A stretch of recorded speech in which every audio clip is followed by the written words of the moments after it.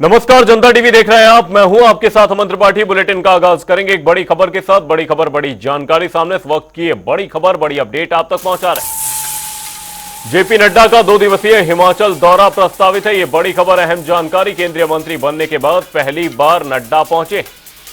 प्रदेश BJP आला नेताओं ने उनका जोरदार स्वागत किया है। प्रदेश अध्यक्ष डॉक्टर राजीव बिंदल, बीजेपी सांसद अनुराग ठाकुर मौजूद हैं। वहीं जेपी नड्डा ने जनसभा को संबोधित किया है। यह बड़ी खबर, अहम जानकारी आपको बता रहे। जेपी नड्डा का 2 दिवसीय हिमाचल दौरा प्रस्तावित है। इस दौरान केंद्रीय मंत्री बनने के बाद पहली बार जेपी नड्डा पहुंचे हैं और इस दौरान नड्डा जनता को कई सौगात देने के लिए पहुंच रहे हैं। बीजेपी के राष्ट्रीय अध्यक्ष जेपी नड्डा 2 दिवसीय हिमाचल दौरे पर पहुंचे। केंद्रीय मंत्री बनने के बाद पहली बार नड्डा पहुंच रहे हैं और इस दौरान जेपी नड्डा ने जनसभा को भी संबोधित किया है। हिमाचल की जनता को बहुत बहुत धन्यवाद देता हूं कि उन्होंने हमारा ख्याल रखा, हमारी पार्टी को आशीर्वाद दिया।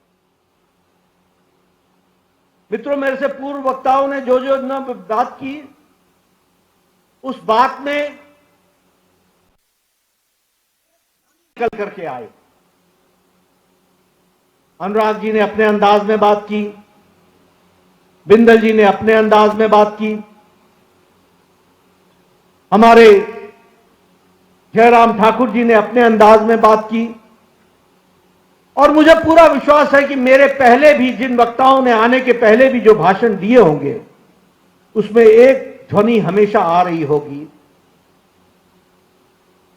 कि अगर विकास के नाम पर देखा जाए, अगर डेवलपमेंट के नाम पर देखा जाए, अगर हमारे और आपके कल के तस्वीर अच्छी हो और हमारे बच्चों को अच्छे दिन में आगे बढ़ने का मौका मिले, तो यह संभव हुआ है, तो तब संभव हुआ है और तभी संभव हुआ है जब भारतीय जनता पार्टी का कमल खिला है। इस बात को हमको ध्यान में रखना चाहिए।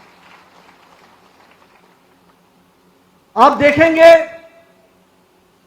कि आपका भविष्य, आपके बच्चों का भविष्य अगर कहीं सुरक्षित हुआ है, तो वह तभी सुरक्षित हुआ है जब भारतीय जनता पार्टी शासन में आई और भारतीय जनता पार्टी को आपकी सेवा करने का मौका मिला। मैं यहां सार्वजनिक जीवन में जब मैं हिमाचल को देखता हूं, तो मुझे कहने में कोई गुरेज भी नहीं होता और पूरी हिम्मत के साथ मैं ये कह सकता हूं कि हिमाचल में भी अगर विकास का कोई पत्थर लगा है, तो उस विकास के पत्थर के ऊपर कमल का निशान है, भारतीय जनता पार्टी का निशान है। इस बात को हमको ध्यान में रखना। कभी हमने सोचा था कि मंडी में मेडिकल कॉलेज खुलेगा, कभी हमने सोचा था कि हमीरपुर में मेडिकल कॉलेज खुलेगा, कभी हमने सोचा था कि चंबा में मेडिकल कॉलेज खुलेगा, कभी हमने सोचा था कि सिरमौर में, नाहन में मेडिकल कॉलेज खुलेगा, कभी हमने सोचा था कि mother and child care system ये सुंदरनगर में आएगा, कभी हमने सोचा था कि घुमारवी में मदर एंड चाइल्ड केयर होगा, कभी हमने सोचा था कि नूरपुर में mother and child health centre होगा, हॉस्पिटल होगा, कभी हमने सोचा था कि टांडा के मेडिकल कॉलेज में मदर एंड चाइल्ड हॉस्पिटल अलग से होगा, कभी हमने सोचा था कि सुपर स्पेशलिटी ब्लॉक शिमला में बनेगा, कभी हमने सोचा था कि कैंसर ट्रीटमेंट सेंटर मंडी में बनेगा, कभी हमने सोचा था कि शिमला में कैंसर ट्रीटमेंट सेंटर बनेगा और कभी हमने सोचा था कि ऊना में पीजीआई का सैटेलाइट सेंटर खुलेगा और कभी हमने सोचा था कि बिलासपुर में all India institute of medical sciences आएगा।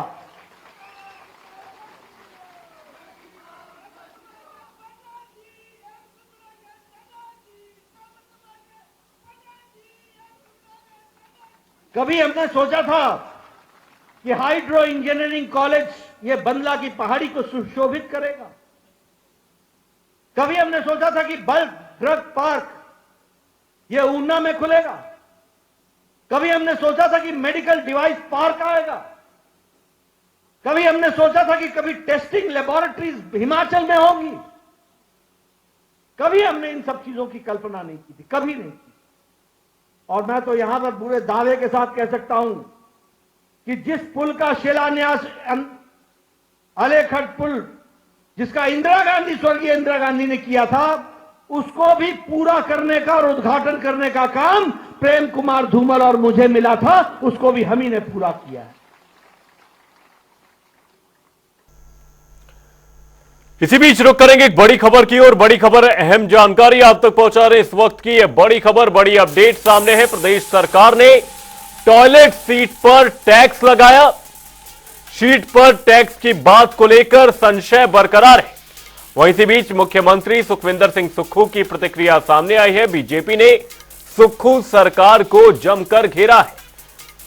आपको बता दें, टॉयलेट सीट पर टैक्स को लेकर सियासत तेज हो चुकी है। सीट पर टैक्स की बात को लेकर फिलहाल संशय बरकरार है, कंफ्यूजन फिलहाल क्रिएट किया गया है। बीजेपी ने सुक्खू सरकार को इसी बीच जमकर घेरा है। प्रदेश सरकार ने टॉयलेट सीट पर टैक्स लगाया है। इस चीज को लेकर राजनीति तेज हो गई है। सीट पर टैक्स की बात को लेकर फिलहाल संशय बरकरार है। और इसी बीच मुख्यमंत्री सुखविंदर सिंह सुक्खू का भी बयान सामने आया है। बीजेपी ने इस दौरान सुक्खू सरकार को जमकर घेरा है।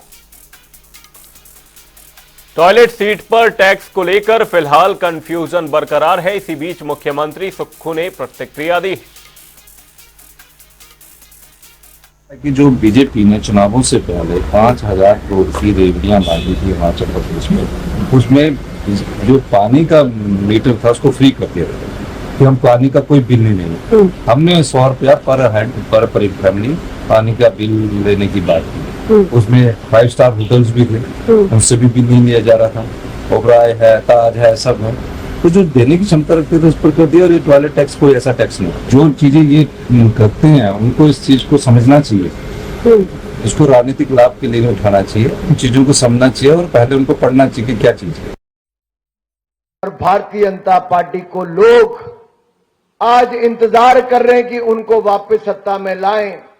नड्डा जी, हमारी हालत तो ये हो गई, इन्होंने 300 यूनिट बिजली के मुफ्त में तो क्या देने थे, बिजली का सेस लगा दिया है। पानी पर भी 100 रुपए का चार्ज लगा दिया है।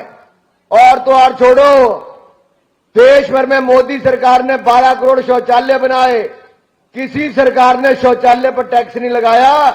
ये सुक्खू सरकार का सुख देखो, आपके घर में सीट कितनी है उस पर भी टैक्स लगाने का काम कर दिया टॉयलेट पे।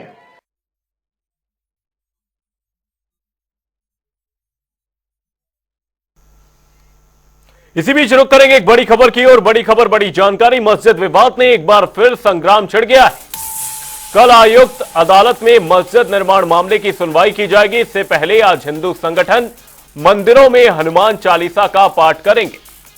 देवभूमि संघर्ष समिति ने प्रदेश भर में मंदिर में जुटने का आह्वान किया है। प्रदेश सरकार को सद्बुद्धि देने के लिए पाठ की यह कॉल की गई है।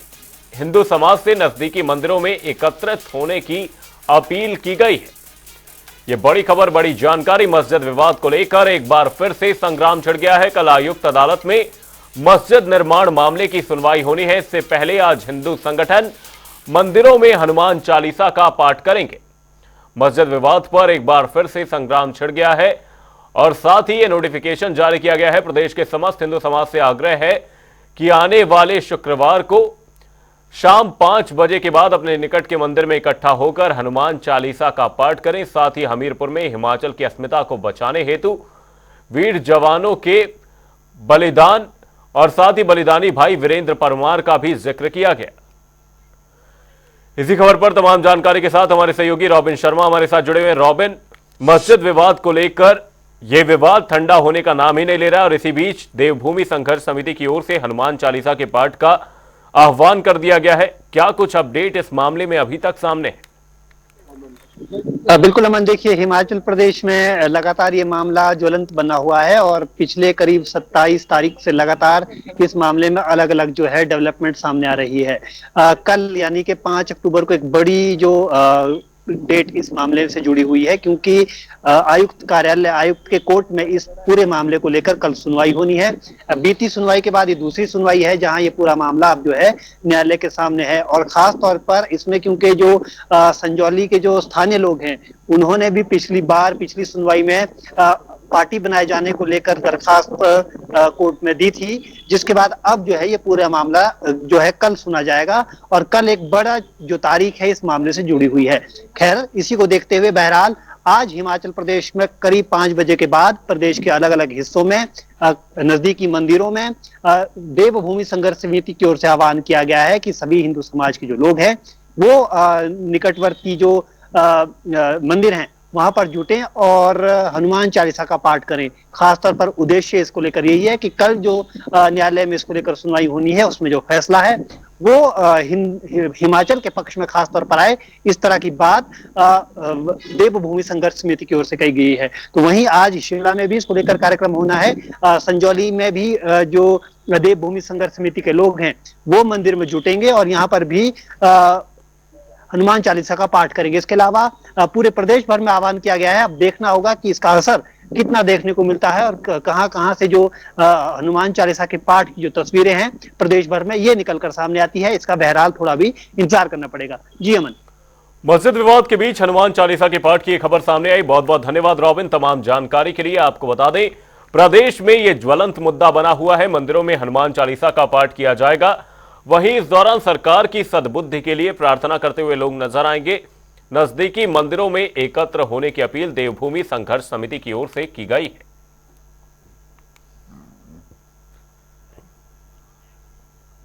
इसी बीच रुक करेंगे अगली बड़ी खबर की ओर। बड़ी खबर, बड़ी जानकारी कांगड़ा से आपको बता रहे इस वक्त की यह बड़ी खबर, अहम जानकारी। कांगड़ा के नगरोटा में सड़क हादसा पेश आया है। बस और बाइक में जोरदार टक्कर देखी गई है। हादसे में 3 लोगों की मौत की खबर सामने आ रही है। चंडीगढ़ से बैजनाथ रूट पर यह टक्कर देखी गई। पुलिस ने फिलहाल मामला दर्ज कर लिया है। यह बड़ी खबर, अहम जानकारी आपको बता रहे कांगड़ा से, जहां पर नगरोटा में सड़क हादसा देखा गया,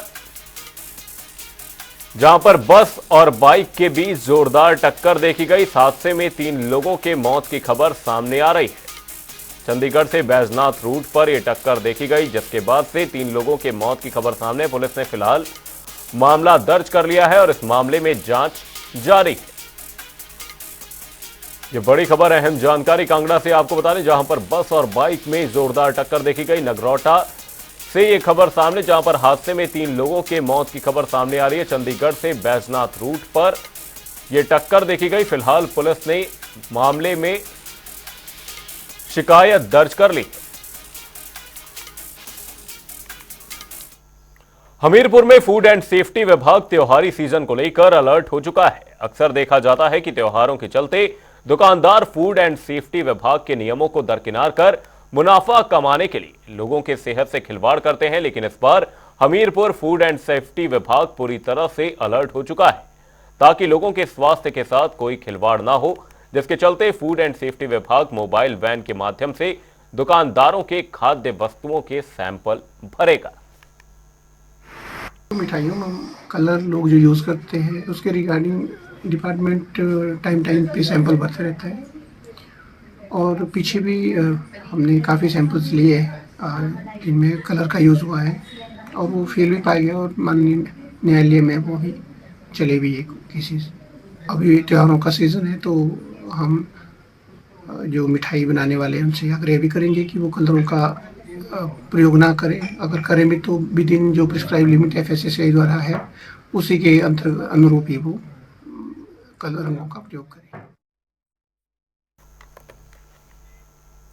हिमाचल के ग्रैपलिंग खिलाड़ी लगातार प्रदेश का नाम अंतर्राष्ट्रीय स्तर पर रोशन कर रहे हैं। अब शिमला में संबंध रखने वाले तेज तर्रार खिलाड़ी तेज प्रकाश अंतर्राष्ट्रीय स्तर पर प्रदेश को प्रतिनिधित्व करने जा रहे हैं। यह जानकारी आर्यव्रत वेलफेयर और चैरिटेबल संस्था के संयोजक ने दी। उन्होंने बताया कि तेज प्रकाश एक बेहद मेहनती खिलाड़ी हैं और राष्ट्र स्तर पर यह अपनी अलग पहचान बनाने में कामयाब हुए। तेज प्रकाश पहलवान हिमाचल प्रदेश शिमला धामी के एक छोटे से गांव बैंस से बिलोंग करता हूं। और मेरा आज का जो एक प्रेस कॉन्फ्रेंस रखी थी, ये आर्यव्रत सोसाइटी ने मेरे को सम्मानित किया, उनका बहुत बहुत धन्यवाद। तो ये प्रेस कॉन्फ्रेंस मेरे गोल्ड मेडल मेरा ग्रैपलिंग में अभी जो पिछले महीने हुई थी, उसमें मेरा ग्रैपलिंग में हरियाणा रोहतक में मैमड्यू में मेरा गोल्ड मेडल -130 केजी कैटेगरी में आया था। और फिर आज मेरे को आर्यव्रत सोसाइटी ने स्वागत किया, मैं इनका बहुत बहुत धन्यवाद करता हूँ। और जो भी है कि ग्रैपलिंग भी एक कुश्ती की तरह गेम है। शिमला के गेटी थिएटर में आज से भाषा, कला एवं संस्कृति विभाग और अभिव्यक्ति संस्था की ओर से आर्ट फेस्ट का आयोजन किया जा रहा है। 7 दिन तक चलने वाले इस आर्ट फेस्ट का शिक्षा मंत्री रोहित ठाकुर ने शुभारंभ किया। आर्ट फेस्ट में वरिष्ठ कलाकार, प्रोफेसर और युवा कलाकार एक साथ आकर एक अद्वितीय कलात्मक कार्य करेंगे। गेटी थिएटर में आर्ट फेस्टिवल का आगाज किया गया। 7 दिवसीय आर्ट फेस्टिवल का शुभारंभ किया गया। फेस्ट का शिक्षा मंत्री द्वारा शुभारंभ किया गया है। वहीं प्रसिद्ध कलाकारों का समूह इस आर्ट फेस्टिवल में भाग लेगा। गेटी थिएटर में आर्ट फेस्टिवल का आयोजन किया जा रहा है। आपको बता दें 7 दिनों तक ये आर्ट फेस्टिवल चलेगा, जिसका शुभारंभ शिक्षा मंत्री के द्वारा किया गया। और शिक्षा मंत्री रोहित ठाकुर इस दौरान तमाम आर्टिस्टों से मुलाकात करते नजर आए। प्रसिद्ध कलाकारों का समूह इस आर्ट फेस्टिवल में भाग लेगा। गेटी थिएटर में आर्ट फेस्टिवल का शुभारंभ किया गया है। 7 दिनों तक ये आर्ट फेस्टिवल चलने वाला है। फेस्ट का शिक्षा मंत्री द्वारा शुभारंभ किया गया है। गेटी थिएटर में आर्ट फेस्टिवल का आयोजन किया जा रहा है। आपको बता दें इस दौरान शिक्षा मंत्री रोहित ठाकुर पहुंचे और उनके द्वारा आर्ट फेस्टिवल का शुभारंभ किया गया। शिक्षा मंत्री इस दौरान आर्ट फेस्टिवल का शुभारंभ करते नजर आए। प्रसिद्ध कलाकारों का समूह भाग लेकर। मैं बहुत बहुत बधाई देता हूं और मैं समझता हूं हमारे हरिश्चंद्र राय जी, जिनकी स्मृति में ये आपका आज यहाँ पर प्रदर्शनी रखी गई है, वो एक बहुत बड़े हमारे प्रदेश के नहीं हमारे देश के एक बहुत बड़े मैं समझता हूँ आर्टिस्ट थे, एक महान सपूत थे। और उनकी स्मृति में ही उनकी पुत्री, जो मैं समझता हूँ बहुत अच्छे तरीके से उनकी सोच को आगे बढ़ा रही है, मैडम अमला राय जी, पिछले वर्ष से ये कार्य प्रारंभ हुआ और आज इसका शुभारंभ हो रहा है। और इसके पीछे सोच यही है कि जो पूर्व में इस तरह के जो कार्य हुए हैं, आने वाली जनरेशन्स के लिए इसकी रेलेवेंस बनी रहे। फिलहाल के लिए इस बुलेटिन में सिर्फ इतना ही। कहीं जाएगा नहीं। जनताड़ी पर खबरों का सिलसिला रहेगा जारी। तब तक के लिए नमस्कार।